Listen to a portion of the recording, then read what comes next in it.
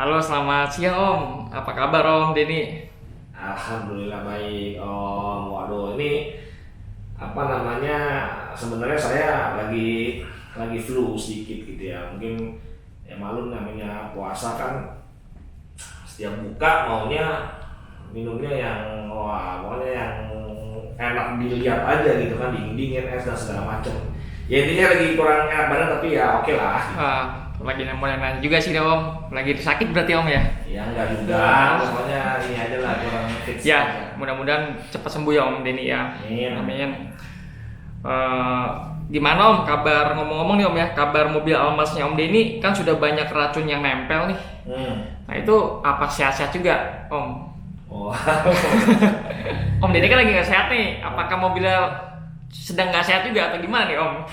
Ya enggak lah, kalau mobil sih ya kebenaran memang kalau bicara tadi ngomong udah banyak nempel racun ya, jadi ya gimana ya, karena memang kebenaran kan mobil saya kan dulu atau pertama kali punya itu lebih banyak buat eksperimen ya, dari ya racun performance, racun apa namanya cooler dan segala macam ya, pokoknya ya alhamdulillah. Kalau tanya bagaimana kabarnya ya sehat lah sama saya, pokoknya bahkan saya yang sudah begitu banyak eksperimen tapi tanda kutip untuk klaim waranti ke bengkel resmi aja jarang gitu ya. Paling kemarin sih sektor kaki-kaki ya, karena apa ya, karena memang sudah lama nggak pernah klaim. Itu juga saya nggak ngerasain mobil masalah, tapi karena memang takutnya warantinya udah mau habis ya saya klaim aja lah gitu.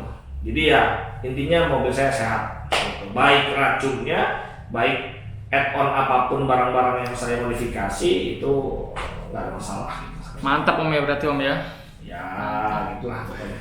Kalau untuk air coolernya plus CVT cooler sejauh ini juga aman berarti Om ya? Kalau yang CVT cooler itu kan lebih pertama ya, lebih pertama saya pasang. Jadi ya sampai sekarang sih kalau nggak ada masalah, udah hampir setahun lebih lah ya kita kan pasang CVT cooler itu, dari dicoba dan segala macam sampai sekarang alhamdulillah nggak ada masalah. Terus belakangan baru mungkin sekitar 7 bulan atau 8 bulan yang lalu tuh kita pasang juga engine oil cooler.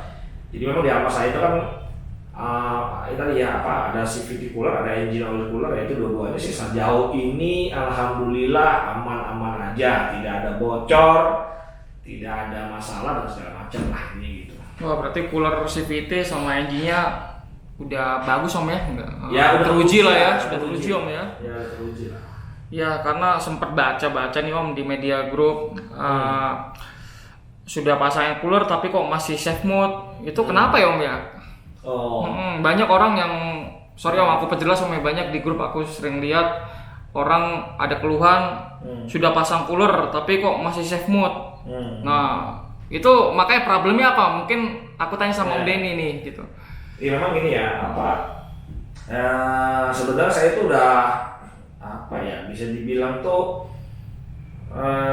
kita tuh kan di Almas tuh pionir mencari solusi bagaimana menjauhkan arti kata safe mode gitu. Memang ya safe mode itu kan unsur safety gitu ya, jadi salah satu safety di mobil Almas gitu, supaya ya tanda kutip biar gampang aja lah kita ngomong kasarannya, biar nggak CVT-nya nggak jebol. Makanya ada faktor safety safe mode tadi ya. Kapan sih safe mode itu?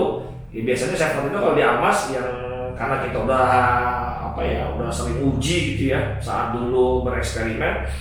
Jadi biasanya safe mode itu ya tadi di jalan yang menanjak-nanjak ya, di jalan yang menanjak-nanjak itu membuat CVT kerja berat. Nah, jadi gini saya jelasin dulu. Jadi untuk banyak teman-teman yang bilang, wah saya masuk ke mode safe mode itu biasanya dua pemicunya, panasnya oli CVT sama panasnya oli mesin gitu. Jadi memang ya karena semua mungkin tahu lah ya, pengguna Almas itu bahwa mobil Almas ini panas gitu, makanya kadang-kadang dapnya itu suka panas gitu. Jadi ya intinya mobil Almas ini lumayan panas. Ya akhirnya ya impactnya tadi CVT-nya itu kalau terlalu panas dia bisa masuk ke safe mode. Begitu juga untuk yang oli mesinnya juga kalau terlalu panas juga dia safe mode. Nah tapi dulu waktu saya pertama kali bereksperimen, kita coba bagaimana untuk menjauhkan titik safe mode itu, karena memang kan banyak orang itu kalau sudah masuk safe mode itu kan biasanya di momen-momen yang yang jalannya itu crowded ya. Jadi misalnya kita lagi nanjak-nanjak ya, kalau nanjak-nanjaknya nggak macet sih nggak masalah. Tapi kadang-kadang jalan macet, menanjak panjang, akhirnya kita mogok, berhenti masuk ke safe mode, mobil nggak bisa diapa-apain, harus nunggu 20 menitan atau 10 menitan baru bisa jalan lagi. Sementara antrian sudah panjang, kita nggak bisa ngapa-ngapain. Bahkan dulu pernah ada kejadian itu, teman kita tuh safe mode di depan pintu gerbang villa orang. Padahal orang itu mau keluar atau mau masuk gitu, saya lupa. Jadi intinya menunggu 10 menit nggak bisa ngapa-ngapain. Nah sedangkan di pintu gerbang villa orang itu dia mau keluar atau dia mau masuk gitu. Nah itu panik kan. Panik jadinya. Panik kan. Bener. Itu yang teman-teman akhirnya bagaimana ya caranya supaya ya menjauhkan titik safe mode. Nah safe mode itu tadi kalau CVT cooler itu biasanya di titik 128 derajat. Di titik 128 derajat. Di titik 128 derajat itu dia akan masuk ke mode safe mode. Itu kalau di CVT-nya. Untuk CVT-nya Om ya? Betul. Okay. Kalau untuk engine-nya itu biasanya di 115. Tapi 110 aja kadang-kadang atau 112 derajat itu dia sudah limot, sudah masuk safe mode juga gitu. Jadi sudah tenaga tuh udah nggak bisa ngapa-ngapain. Seperti kayak safe mode lah intinya gitu. Jadi ingat, engine di 110 atau 112 gitu. Kalau CVT itu di 128 derajat. Nah itu masuk ke mode safe mode gitu ya. Jadi kalau udah masuk safe mode udah mobil nggak bisa ngapa-ngapain, diam, tungguin sampai dingin kurang lebih sekitar 10 menit. Ya sudah, ya kalau ada tempat melipir sih enak ya. Kalau kita ada tempat melipir enak, tapi kalau nggak ada ya itu agak repot. Makanya kenapa akhirnya teman-teman tuh coba yuk cari solusi bagaimana untuk menjauhi titik safe mode itu supaya kita tetap jalan terus, akhirnya kita berhasil menaklukkan tanjakan itu. Intinya sih gitu. Itu kalau bicara titik safe mode-nya ya. Nah, oke, balik lagi tadi pertanyaannya adalah kenapa kok orang udah pasang oil cooler, udah pasang oil cooler tapi tetap safe mode. Tetap safe mode itu banyak di grup tuh Om. Nah, jadi kalau saya ya, jadi gini, setelah udah malang melintang kita uji tes dan segala macam, baik udah pasang, kalau di Almas tuh kan ada pasang Pro Bebek namanya gitu kan ya, itu ya kita apa Om? Pro Bebek? Ya Pro Bebek ya itu kan kita coba ya intinya oil CVT lah ya, kita oil cooler CVT lah gitu. Nah itu saya tuh melihatnya begini,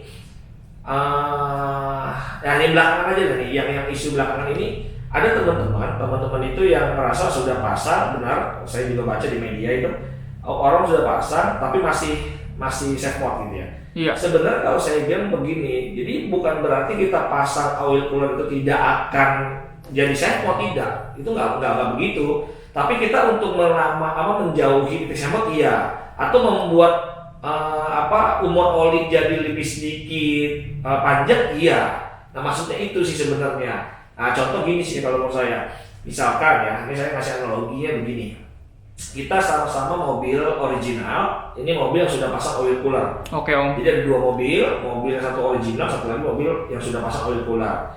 Nah, oli sama-sama baru, ya kita sama-sama ganti CVT baru deh, oli CVT semuanya baru, oke masukin ke dalam mesin baru semuanya. Oke. Nah saat jalan itu biasanya akan beda sudah. Yang pakai oil cooler biasanya dia akan main kerja rentangnya itu sekitar di 65 sampai 70 derajat. Ya 65 sampai 70 derajat.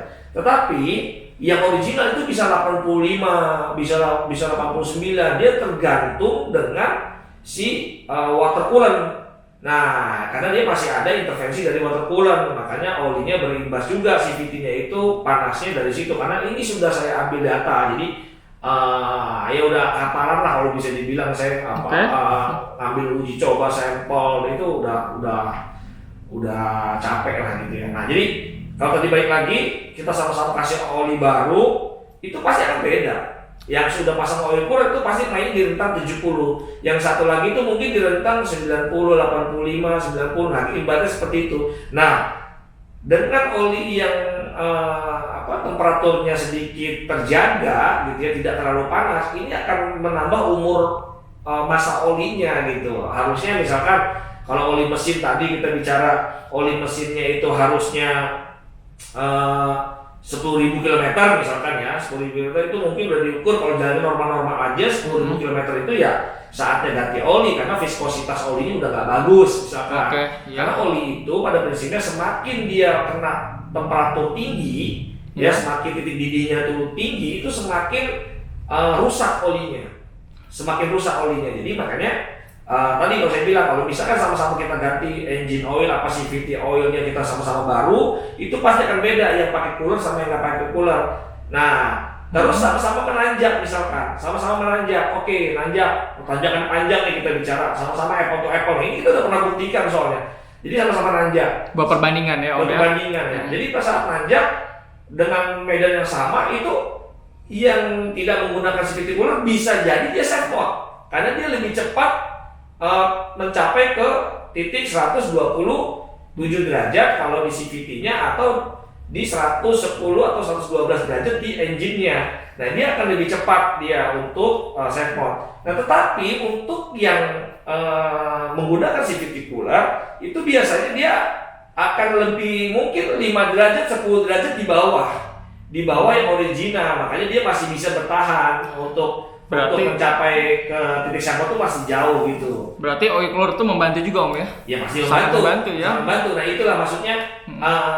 Jadi gitu ya. Jadi misalkan tadi ya kita bicara yang original sudah safe mode, yang ini mungkin masih bisa terbantu dan akhirnya dia tercapai. Tetapi jangan-jangan saat dia tercapai di atas puncak, mungkin dia temperaturnya sudah 120.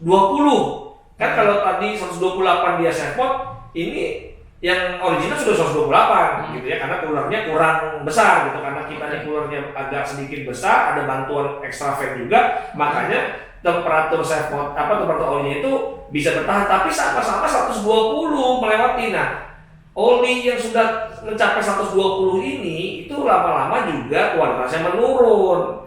Nah gitu, jadi misalkan contoh, ingat ya tadi kita sudah sama-sama nanjak, oke, yang pakai cooler berhasil. Yang ini tidak berhasil, oke. Kita turun, akhirnya kita nggak nanjak lagi, kita di medan-medan biasa.